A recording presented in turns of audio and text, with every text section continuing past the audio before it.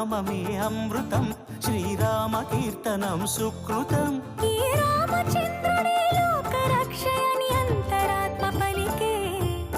జగదానందకారక Jaya Janaki ప్రాణనాయక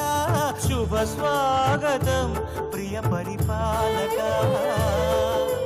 జగదానందకారక Jaya Janaki ప్రాణనాయక